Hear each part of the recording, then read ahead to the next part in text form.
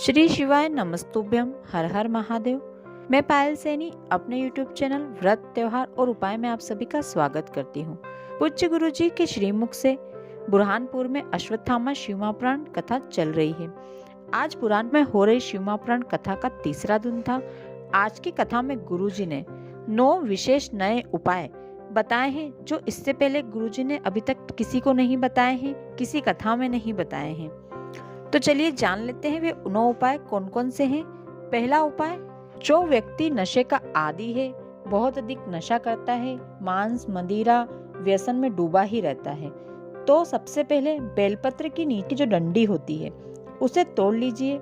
अब शिव मंदिर में वह डंडी शिवलिंग में अशोक सुंदरी की जगह चढ़ाकर थोड़ी देर बाद रखी रहने दें और थोड़ी देर बाद वापस उठा लें। अब उस डंडी को लेकर बेलपत्र के पेड़ के नीचे जाएं और बेलपत्र के पेड़ के नीचे चढ़ा दीजिए। इसके बाद फिर वापस से शिव मंदिर आए, शिवलिंग पर 1 लोटा जल चढ़ाएं, फिर बेलपत्र चढ़ाएं और बेलपत्र को औषधि मांगकर ले लें और जो आप जल चढ़ाया है उस जल को औषधि मांगकर झेल लीजिए। अब वो झेला हुआ जल और चढ़ी हुई बेलपत्र जो आपने औषधि मांग कर ली है वो अपने घर लेके जाइए और जो व्यक्ति नशा करता है उसे इनका आचमन कराए, उन्हें बेलपत्र खिला दीजिए। वो व्यक्ति नशा करना धीरे धीरे छोड़ देगा।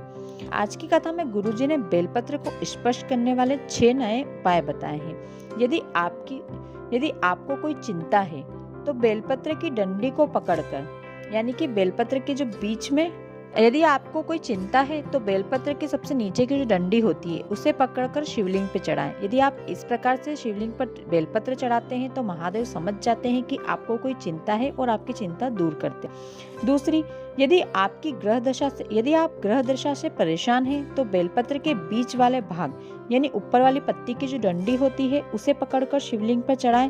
यदि आप इस प्रकार से शिवलिंग पर बेलपत्र चढ़ाते हैं तो महादेव समझ जाते हैं कि आप ग्रह दशा से परेशान हैं। यदि आपकी संतान को कोई बीमारी है, कोई रोग है, तो बेलपत्र के नीचे की दोनों पत्तियों को पकड़कर बेलपत्र को शिवलिंग पर चढ़ाएं। यदि आप इस प्रकार से शिवलिंग पर बेलपत्र चढ़ाते हैं तो महादेव समझ जाते हैं कि आपकी संतान को कोई रोग है, कोई बीमारी है, तो महादेव उसे दूर कर देते हैं। यदि आपको वैभव, धन संपदा की कामना है तो बेलपत्र की बीच वाली पत्ती जो होती है उसे पकड़कर शिवलिंग पर बेलपत्र को चढ़ाएं। यदि आप इस प्रकार से बेलपत्र को शिवलिंग पर चढ़ाते हैं तो महादेव समझ जाते हैं कि आपको धन, वैभव और संपदा की कामना है। यदि आपके शरीर में कोई रोग है या बीमारी है तो पानी में भीगी हुई बेलपत्र को शिवलिंग पर चढ़ाएं। यदि आप इस प्रकार से बेलपत्र शिवलिंग पर चढ़ाते हैं तो महादेव समझ जाते हैं कि आपके शरीर में कोई रोग है, कोई बीमारी है, तो महादेव उसे दूर कर देते हैं। यदि आपका कोई अदालत में केस चल रहा है या अदालत से जुड़ा कोई काम है जो नहीं हो रहा है, तो उस केस को जीतने के लिए या उस केस को खत्म करने के लिए आप बेलपत्र की डंडी बिना तोड़े, पूरी जो बेलपत्र होती है उसके पीछे की डंडी भी उसी में हो, इस प्रकार की बेलपत्र को आप शिवलिंग पर चढ़ाएं। महादेव समझ जाएंगे कि आपका कोई अदालत से जुड़ा काम है जो नहीं हो रहा है, महादेव उसे खत्म कर देंगे। अगला उपाय, यदि आपके जीवन में बहुत अधिक कष्ट है, बहुत अधिक तकलीफ है, तो सबसे पहले आप बेलपत्र के पेड़ के नीचे जाएं और बेलपत्र के नीचे, बेलपत्र की छाया में 2 मिनट बैठकर श्री शिवाय नमस्तुभ्यम या फिर ओम नमः शिवाय या फिर नमः शिवाय, इनमें से किसी भी मंत्र का जाप आप 2 मिनट तक करें और अपने मन की कामना बाबा से कह दें, या जो भी आपकी दुख तकलीफ है वो बाबा से कह दें। इसके बाद 1 लोटा जल बेलपत्र के नीचे चढ़ा दीजिए। फिर शिव मंदिर जाकर 1 लोटा जल शिवलिंग पर चढ़ा दीजिए। बाबा आपके सारे दुख कष्ट को हर लेंगे। अगला उपाय, यदि आपकी कोई मनोकामना है तो अपने सीधे हाथ में पीला चंदन लगा लें। अब चंदन लगे हाथ से बेलपत्र के जो बीच वाली पत्ती की डंडी होती है, यानी कि बेलपत्र के बीच वाला जो हिस्सा होता है, वहां से बेलपत्र को पकड़ें और इसी प्रकार से पकड़ते हुए शिवलिंग में जो माता अशोक सुंदरी वाला स्थान है वहां पर उस बेलपत्र को चढ़ा दीजिए। बेलपत्र की पत्ती का मुख आपको शिवलिंग की ओर रखना है और डंडी का मुख आपको जलाधारी की ओर रखना है। ध्यान रखें, ये उपाय आप केवल मासिक शिवरात्रि के दिन, महाशिवरात्रि के दिन, प्रदोष के दिन या फिर सोमवार की अष्टमी के दिन ही कर सकते हैं।